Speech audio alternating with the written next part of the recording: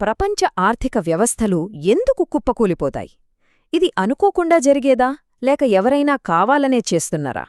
ఈరోజు మనం ఇదే విషయంపై ఒక చాలా ఆసక్తికరమైన, ఇంకా చెప్పాలంటే కాస్త సంచలనాత్మకమైన సిద్ధాంతాన్ని లోతుగా పరిశీలించబోతున్నాం. సాధారణంగా ఆర్థిక సంక్షోభాలు వచ్చినప్పుడు మనకు మీడియాలో రకరకాల కారణాలు చెప్తుంటారు గదా. అయితే ఈ సిద్ధాంతం ప్రకారం అదంతా ఉత్తదే. అసలు కథ వేరే ఉంది. తెర వెనుక ఓ పెద్ద నాటకమే నడుస్తోందని ఈ సిద్ధాంతం వాదిస్తోంది. ఇక్కడ మనం రెండు పూర్తి భిన్నమైన అభిప్రాయాల్ని చూస్తున్నాం. ఒకవైపు ఆర్థిక వ్యవస్థలో ఒడిదొడుకులు సహజం, అవి వస్తూపోతూ ఉంటాయి అనే వాదన. కాని మనం పరిశీలిస్తున్న ఈ మూలం చెప్పే సిద్ధాంతం మాత్రం వింటేనే కొంచెం భయమేస్తోంది. ఈ పతనాలన్నీ ప్రమాదవశాత్తూ జరగట్లేదట. కేవలం లాభం కోసం కొద్దిమంది శక్తివంతమైన వ్యక్తులు వీటిని కావాలనే సృష్టిస్తున్నారట. సరే, మరి ఈ సంచలనాత్మక సిద్ధాంతాన్ని ఇంకా బాగా అర్థం చేసుకోవడానికి మనం దీన్ని 6 భాగాలుగా విభజించి చూద్దాం. అసలీ పతనాన్ని ఎలా ప్లాన్ చేస్తారు అనే దగ్గర మొదలుపెట్టి దీని వెనుకున్న అసలు సూత్రధారులెవరో తెలుసుకుని చివరికి మన భవిష్యత్తు ఎలా ఉండబోతోందో అంచనా వేసే ప్రయత్నం చేద్దాం. మొదటి భాగం, ఇంజినీర్డ్ పతనం. అంటే ఈ ఆర్థిక సంక్షోభాలు, ఈ బబుల్స్ వాటంతటవే పగిలిపోవటం లేదని, ఇదంతా ఒక పక్కా ప్రణాళికా ప్రకారం జరిగే విధ్వంసమని ఈ విభాగం వాదిస్తోంది. ఇక రెండవ భాగం, గొప్ప ద్రవ్య భ్రమ. అసలు డబ్బంటే ఏంటి, మనందర్నీ కంట్రోల్ చేయడానికి వాడుతున్న ఈ శక్తివంతమైన సాధనం వెనుక ఉన్న అసలు రహస్యమేంటో ఇప్పుడు తెలుసుకుందాం. ఈ సిద్ధాంతం ప్రకారం డబ్బు అనేది బంగారంలాగానో భూమిలాగానో నిజంగా ఉండే వస్తువు కాదట. అదొక మంత్రంలాంటిది. మనందరం దాన్ని నమ్ముతాం కాబట్టే దానికి విలువ ఉంది. ఇప్పుడు ఆలోచించండి, ఆ నమ్మకాన్ని ఎవరైనా నియంత్రించగలిగితే వాళ్ళు యావత్ ప్రపంచాన్నే నియంత్రించగలరు కదా. ఇక్కడే అసలు మ్యాజిక్ అంతా ఉంది. ఉదాహరణకి, ఒక వ్యక్తి బ్యాంక్లో $1 మిలియన్ డిపాజిట్ చేశాడనుకుందాం. బ్యాంక్ ఏం చేస్తుంది? అదే డబ్బుని ఇంకొకరికి అప్పుగా ఇస్తుంది. ఇప్పుడు చూడండి, సిస్టంలో ఆ మొదటి వ్యక్తి డిపాజిట్ ఉంది, బ్యాంకు కొత్తగా ఇచ్చిన అప్పు కూడా ఉంది. అంటే $1 మిలియన్ $2 మిలియన్ సృష్టించబడ్డాయి. సింపుల్గా చెప్పాలంటే బ్యాంకులు గాలిలోంచి డబ్బును తయారు చేస్తున్నాయన్నమాట. మనం సాధారణంగా వడ్డీ రేట్లు పెరిగాయి తగ్గాయి అని మన లోన్ల గురించి ఆలోచిస్తాం. కానీ ఈ సిద్ధాంతం ప్రకారం ఆ వడ్డీ రేట్లు మనకోసం కాదట. అది వేల బ్యాంకులకు సెంట్రల్ బ్యాంక్ ఇచ్చే ఒక సీక్రెట్ సిగ్నల్ లాంటిది. వ్యవస్థలోకి డబ్బును పంప్ చేయాలా లేక ఆపేయాలా అని చెప్పే ఒక రహస్య సంకేతం. సరే, ఇదంతా ఎవరో ఇంజనీర్ చేస్తున్నారు అంటున్నాం కదా. ఇప్పుడు మన ముందున్న అతిపెద్ద ప్రశ్న, ఎవరు ఆ ఇంజనీర్లు? ఎవరు ఈ గేమ్ మాస్టర్స్? తెర వెనుక నుండి ఈ ప్రపంచ ఆర్థిక వ్యవస్థ అనే ఆటలు ఎవరు నడిపిస్తున్నారు? ఈ సూత్రధారులనే మన మూలం ట్రాన్స్నేషనల్ క్యాపిటల్ అని పిలుస్తోంది. వీళ్లకి ఏ ఒక్క దేశంతోనూ సంబంధముండదు.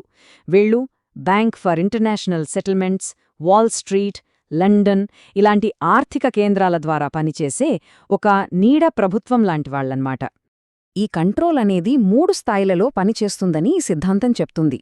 అందరికంటే పైన అస్సలు శక్తి అంతా చేతిలో పెట్టుకున్న గేమ్ మాస్టర్స్, వాళ్ల కింద ఐక్యరాజ్య సమితి, ప్రపంచ వాణిజ్య సంస్థ లాంటివి. ఇవన్నీ అంతా బాగానే ఉంది, అంతా నియమాల ప్రకారమే జరుగుతోంది అనే ఒక భ్రమను కల్పిస్తాయి.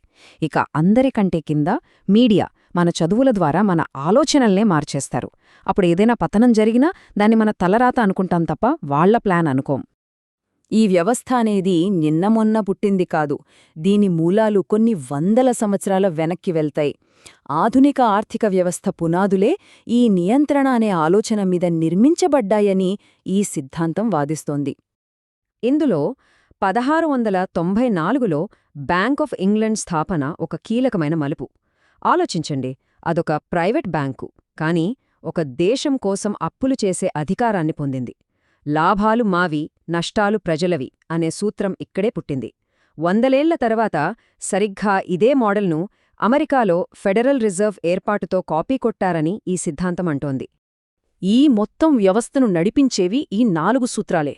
1, లాభాలొస్తే అవి కొద్దిమందికే, కాని నష్టాలొస్తే మాత్రం అది మొత్తం సమాజం భరించాలి. 2, యుద్ధాలు, సంక్షోభాలు వంటి నిరంతర కార్యకలాపాల ద్వారానే అసలైన సంపద పుడుతుంది. 3, డబ్బుకు సరిహద్దులుండకూడదు, అది ఎక్కడికైనా స్వేచ్ఛగా వెళ్లగలగాలి. ఇక చివరిది 4 డబ్బు తప్ప ఇంకేదీ ముఖ్యం కాదనే భౌతికవాదాన్ని మనలో నాటడం. ఇక 2008లో వచ్చిన ఆర్థిక సంక్షోభం ఉంది కదా, అది ముగింపు కాదట. అదొక ట్రయల్ రన్ మాత్రమేనని ఈ సిద్ధాంతం హెచ్చరిస్తోంది. అసలైన గ్రేట్ రీసెట్ ఇంకా ముందుంది అంటోంది. $20 బిలియన్, అంటే సుమారు ₹1,50,00,000. 2008 సంక్షోభంలో జాన్ పాలిసన్ అనే ఒక్క వ్యక్తి సంపాదించిన డబ్బు ఇది. ఓవైపు లక్షలాది మంది తమ ఇళ్ళు, ఉద్యోగాలు కోల్పోయి రోడ్డున పడుతుంటే, ఇంకోవైపు కొందరు చరిత్రలోనే అతిపెద్ద లాభాలనందుకున్నారు.